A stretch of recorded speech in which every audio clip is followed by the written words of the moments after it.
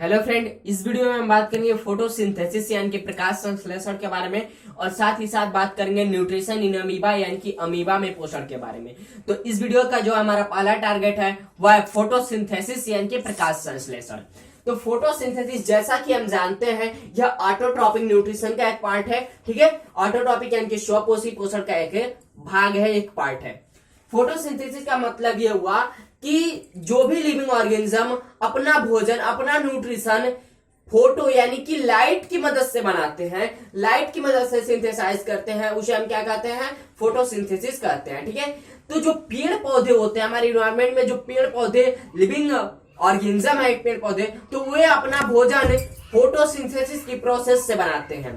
ठीक है, यानी कि प्रकाश संश्लेषण की मदद से जो पेड़ पौधे होते हैं वो अपना भोजन बनाते हैं, अपने न्यूट्रिशन की प्रोसेस करते हैं। तो चलिए देखते हैं कैसे करते हैं।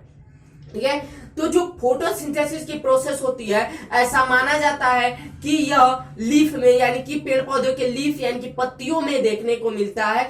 एक्चुअली हम देख नहीं पाते हैं लेकिन वहां पे होता है। ऐसा माना जाता है कि जो पेड़ पौधों की पत्तियां होती है उसमें फोटोसिंथेसिस की प्रोसेस होती है। तो चलिए देख लेते हैं कैसे होती है। अगर मान लीजिए पेड़ की, किसी पेड़ की एक पत्ती है, ठीक है, ये क्या है? लीफ है यानी कि पत्ती है किसी भी पेड़ की।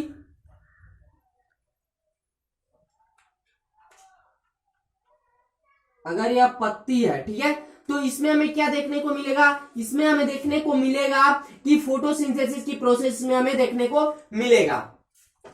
तो इसमें हम जान लेते हैं सबसे पहले कि रॉ मटेरियल क्या क्या होती है। रॉ मटेरियल का मतलब ये हुआ कि इनकी आवश्यक सामग्री क्या होनी चाहिए। ठीक है, तो इनके बारे में देख लेते हैं। आवश्यक सामग्री, ठीक है, तो पहली बात, इन्हें चाहिए सनलाइट। ठीक है, लाइट हमने बोला कि फोटोसिंथेसिस का मतलब है लाइट की मदद से, और पेड़ पौधे अपनी भोजन सनलाइट की मदद से बनाते हैं। ज्यादा सनलाइट की जरूरत नहीं होती है इन्हें, 2 से 3% अगर ये सनलाइट ले लेते हैं तो भी अपना भोजन बना पाते हैं। ठीक है, शाम का वक्त होता है तो भी अपना भोजन बना पाते हैं ये। लेकिन कभी कभी आपसे क्या होता है कि रेंज पूछ दिया जाता है, तो रेंज कितना होगा फोटोसिंथेसिस के प्रोसेस करने के लिए? जो लाइट का रेंज पूछा जाता है वो कितना होता है?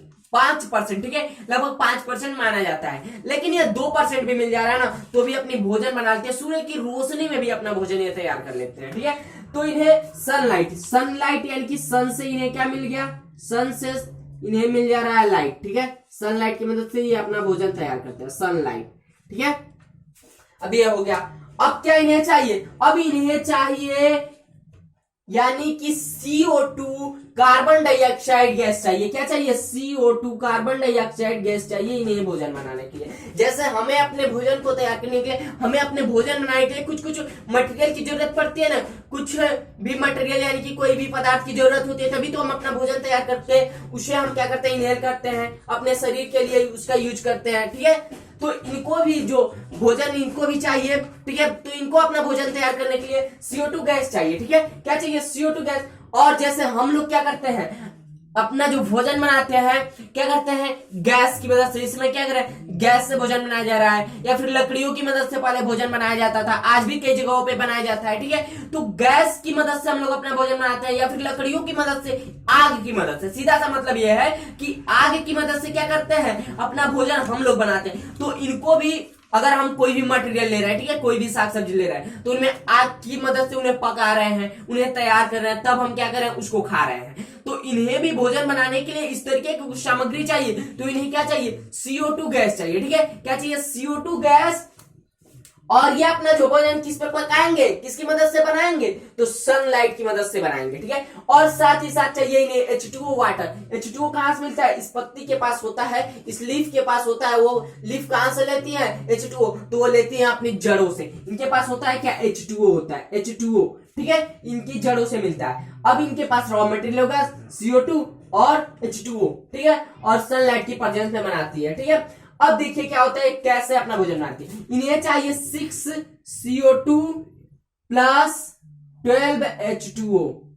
अब देखिए, हमें भी भोजन बनाने के लिए एक तो निश्चित होता है ना कि हमें इतना ये सब्जी चाहिए, इतना चावल चाहिए। ठीक है, इस तरीके से हमें भी चाहिए ना। तो सेम वही प्रोसेस यहाँ पे भी होता है, यानी कि इन्हें 6 CO2, अगर 6 CO2 है तो 12 H2O है। ठीक है, इतना इन्हें चाहिए। 6 CO2 है तो 12 H2O, यानी कि 12 जल के, यानी कि वाटर के अणु चाहिए और 6 कार्बन डाइऑक्साइड के अणु चाहिए इन्हें। ठीक है, तो इस तरीके से अपना भोजन बनाते हैं और बैलेंसिंग बहुत जरूरी है। इन्हें जो भी हम इक्वेशन लिखेंगे, जो भी केमिकल रिएक्शन या फिर केमिकल इक्वेशन लिखेंगे, उन्हें बैलेंस करना बहुत जरूरी होता है। हमने बैलेंसिंग के बारे में केमिस्ट्री में बहुत अच्छी तरीके से पढ़ा है। तो अब ये मिल गया। अब ये किसकी परदेश में अपना भोजन तैयार करते हैं? तो सनलाइट की, यानी कि सनलाइट की मदद से अपना भोजन तैयार करते हैं। ठीक है, सनलाइट की मदद से अपना भोजन बनाएंगे। सनलाइट क्या हो गया? सनलाइट यानी कि सूर्य का प्रकाश। एज वेल एज उन्हें क्या चाहिए? उन्हें चाहिए क्लोरोफिल। क्लोरोफिल, क्लोरोफिल क्या चाहिए? इन्हें चाहिए क्लोरोफिल, सनलाइट, और साथ ही साथ चाहिए इन्हें क्लोरोफिल। क्लोरोफिल को हम हिंदी में क्लोरोफिल ही कहते हैं। ठीक है, अब ये क्या बनाएंगी? अपने भोजन में बनाते हैं ग्लूकोज। ग्लूकोज क्या है? एक तरीके का कार्बोहाइड्रेट है। ग्लूकोज क्या होता है? C6H12O6, ये ग्लूकोज का फार्मूला होता है, C6H12O6। और साथ ही साथ क्या बनाएंगे? 6, यानी कि 6 ये बनाएंगे O2 प्लस 6H2O। ठीक है, 6O2 प्लस 6H2O। अब देखिए क्या होता है, यानी कि इस इक्वेशन को हमने समझा, ये जो आप नंबर देख रहे हैं, ठीक है, 6 हो गया, 12 हो गया, या फिर यहाँ पे 6 हो गया, यहाँ पे 6 हो गया, ये दरअसल कुछ नहीं, ये बैलेंसिंग है। ठीक है, जब हम इसको बैलेंस किए हैं तो ये नंबर वहां पे लगाना पड़ा है। तो देखिए 6 कार्बन डाइऑक्साइड के अणु और 12 वाटर के अणु मिलकर के सनलाइट की वजह में क्लोरोफिल की मदद से ये ग्लूकोज बनाते हैं, C6H12O6, और साथ ही साथ 6O2 प्लस 12H2O बनाते हैं। ठीक है, 6O2 plus 12H2O।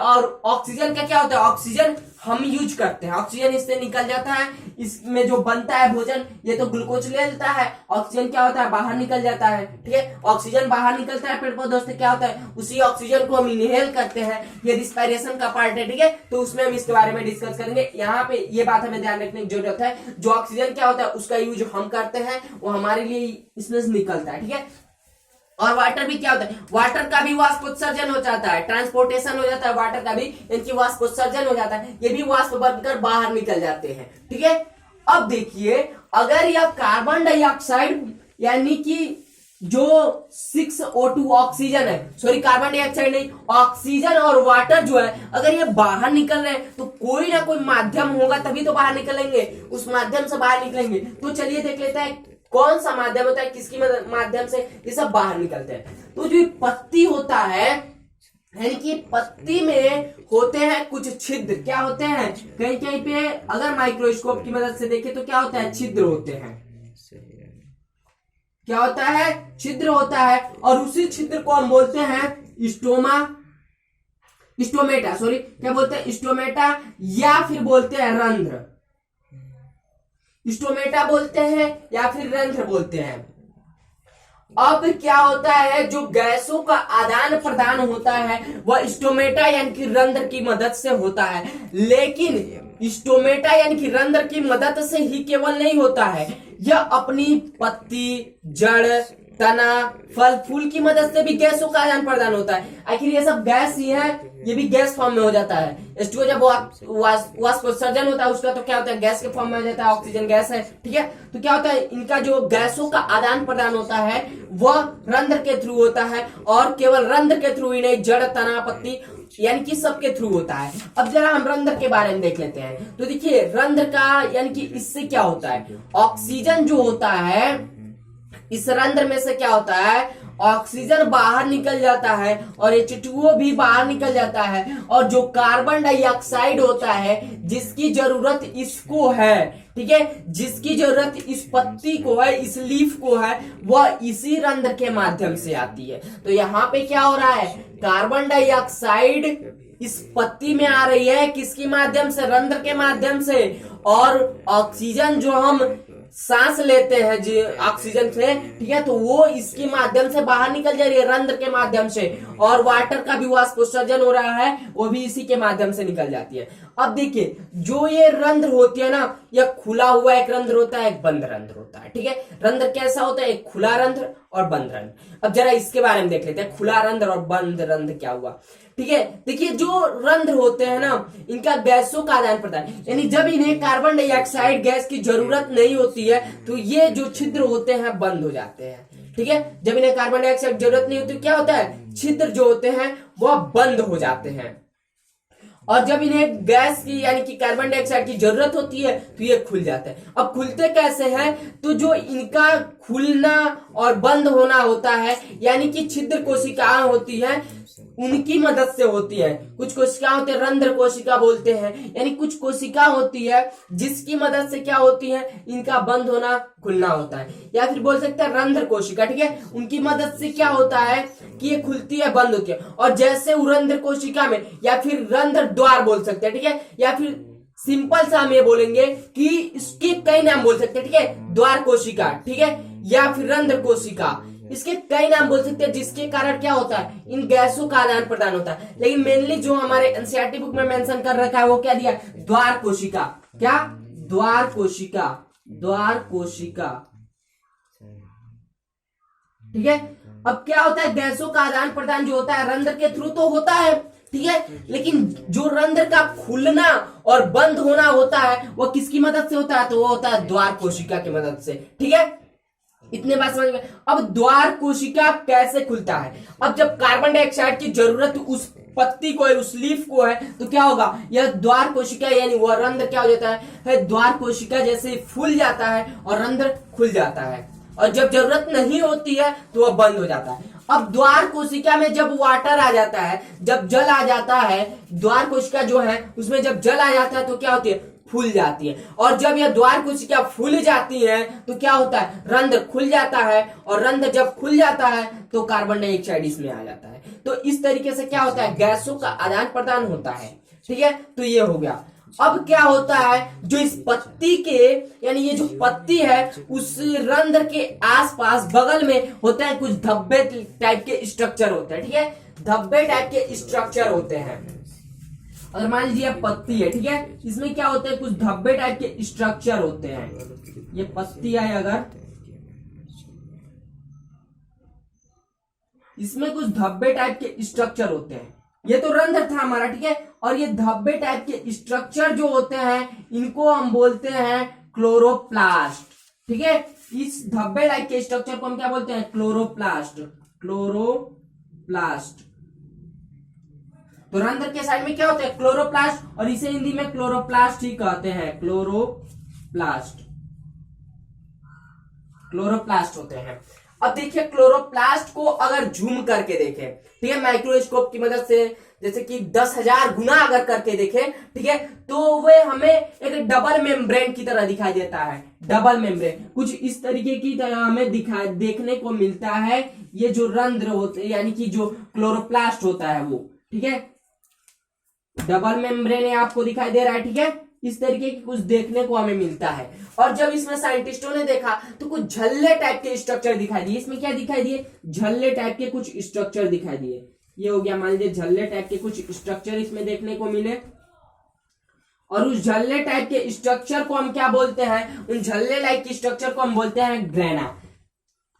Grana, झल्ले type के स्ट्रक्चर को क्या बोलते हैं, ग्रेना बोलते हैं। और इसमें क्या होता है, इस ग्राम नहीं बल्कि इसमें जो ये खाली स्पेस है इसमें क्या होता है, इसमें इस तरीके के कुछ लिक्विड होते हैं, ठीक है, क्या होते हैं, लिक्विड होते हैं, लिक्विड। उन लिक्विड को हम क्या बोलते हैं, उन लिक्विड को बोलते हैं हम स्ट्रोमा। उन लिक्विड को क्या बोलते हैं, स्ट्रोमा। और इसमें होता है ये जो पूरे झल्ले टाइप के स्ट्रक्चर है वो होता है ग्रेना। और ग्रेना में क्या होता है, ग्रेना जो होता है ये पूरे एक झल्ले टाइप का स्ट्रक्चर हुआ। अगर एक को देखे, ठीक है, एक अगर झल्ले को देखे तो उसे बोलते हैं थाइलोकाइड्स। क्या बोलते हैं, थाइलोकाइड्स।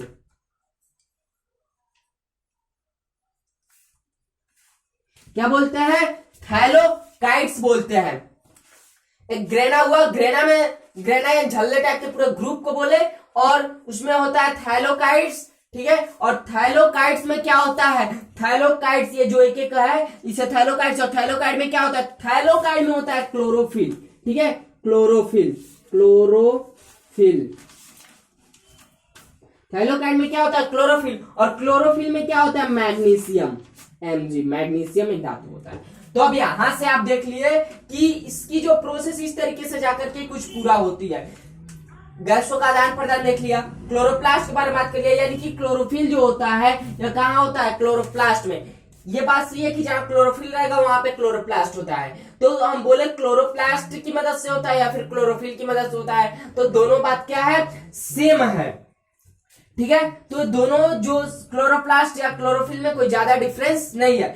और जो फर्स्ट रिएक्शन हो गया ग्रेना, सेकेंड रिएक्शन स्ट्रोमा में होता है, यानी कि यहाँ पे क्या होता है, डार्क रिएक्शन और लाइट रिएक्शन होता है। ठीक है, तो ये हमने देखा कि किस तरीके से फोटोसिंथेसिस की प्रोसेस होती है और फोटोसिंथेसिस की प्रोसेस अंतिम में जाकर के यहाँ इस तरीके से समाप्त हो जाती है। ठीक है, तो ये था फोटोसिंथेसिस की प्रोसेस। आप इसको नोट कीजिए, उसके बाद हम नेक्स्ट टॉपिक की तरफ बढ़ते हैं।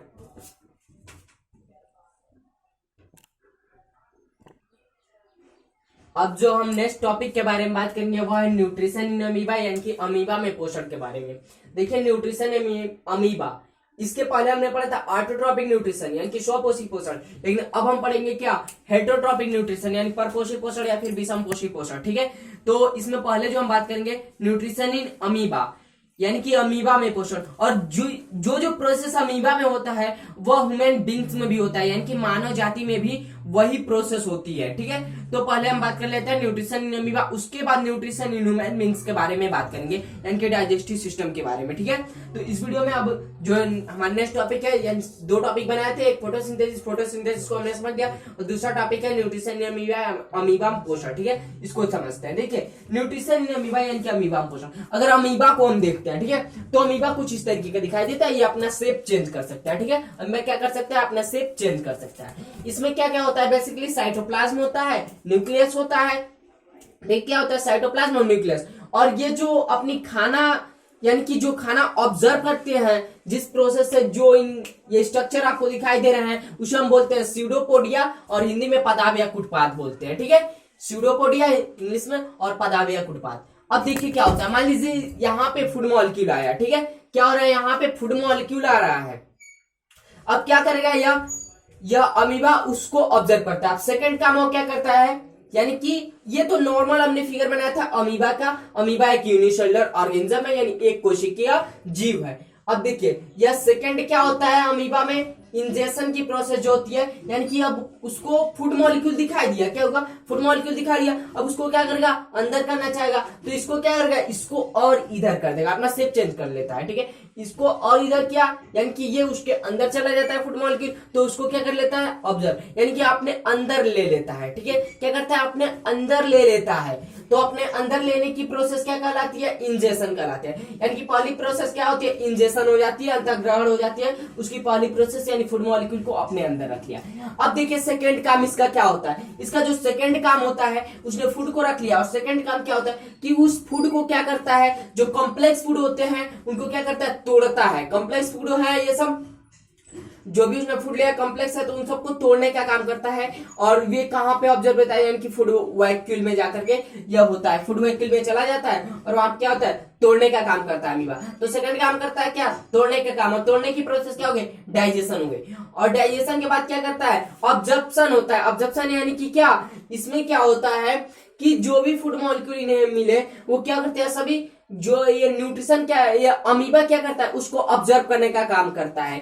ये जो छोटे छोटे पार्ट में टूटे हैं उनको क्या करता है, ऑब्जर्व करने का काम करता है, और इसे कहते हैं ऑब्जर्प्शन यानी कि अवशोषण की प्रोसेस कहते हैं। और उसके बाद क्या होता है, एसिमिलेशन होता है। एसिमिलेशन यानी कि स्वांगीकरण क्या होता है, एसिमिलेशन मतलब क्या कि किस पार्ट को इसे कितनी किस न्यूट्रिएंट की जरूरत है। ठीक है, किस पार्ट को किस न्यूट्रिएंट की जरूरत है, वो काम होता है एसिमिलेशन में। वो अपनी अपनी जो भी उन्हें न्यूट्रिएंट चाहिए वो अपना ले लेते हैं, अपने ग्रोथ के लिए उन्हें कौन सा न्यूट्रिएंट चाहिए तो वो ले लेते हैं। यानी कि एसिमिलेशन में ये प्रोसेस होती है कि अपना अपना न्यूट्रिशन, अपना अपना प्रोटीन, अपना अपना विटामिन, ये सब ले लेते हैं। और लास्ट जो प्रोसेस होती है इजेशन होती है, यानी कि बहिर्क्षेपण इसे बोलते हैं। ठीक है, या फिर उसे बोलते हैं मल त्याग भी बोल सकते हैं। ठीक है, तो डिफेसिकेशन यानी कि मल त्याग, ठीक है, ये दरअसल ह्यूमन बींग्स में यूज किया जाता है, लेकिन यहाँ पे भी आप यूज कर सकते हैं। इसमें क्या होता है, जो वेस्ट मटेरियल है, मान लीजिए अब इसने इतना काम कर लिया, फूड को अंदर रख लिया, उसको तोड़ा, फिर उसको क्या किया, उसको न्यूट्रिएंट जो है वो पूरा ऑब्जर्व किया, उसके बाद क्या होता है एसिमिलेशन, यानी जिसको जो जिस न्यूट्रिएंट की जरूरत है उसको दे देता है, यानी कि अगर ग्रोथ की जरूरत है तो ग्रोथ की के लिए न्यूट्रिएंट ले लेता है। उसके बाद क्या होता है, जो वेस्ट मटेरियल होते हैं जो उनके लिए यूजफुल नहीं है, यानी कि हार्मफुल भी हो सकते हैं, तो उनका क्या करता है, उनका इजेशन यानी वेस्ट मटेरियल का बाहर निकालने का काम करता है। तो उस प्रोसेस को क्या कहते हैं, हम इजेशन कहते हैं। तो कुछ इस तरीके की न्यूट्रिशन करता है अमीबा, और इसी प्रोसेस को ह्यूमन बींग्स यानी कि हम आप भी करते हैं। इसी प्रोसेस को इंजेशन, डाइजेशन, एब्जॉर्प्शन, एसिमिलेशन और इजेशन, इस तरीके की प्रोसेस ह्यूमन बींग्स भी करते हैं, और ह्यूमन बींग्स भी हेटेरोट्रॉपिक न्यूट्रिशन है। तो अमीबा का हमने पोषण अच्छी तरीके से देख लिया, फोटोसिंथेसिस भी देख लिया। आई होप आप लोग को ये टॉपिक समझ में आ गया हो। अगर आप इसका स्क्रीनशॉट लेना चाहते हैं तो ले सकते हैं।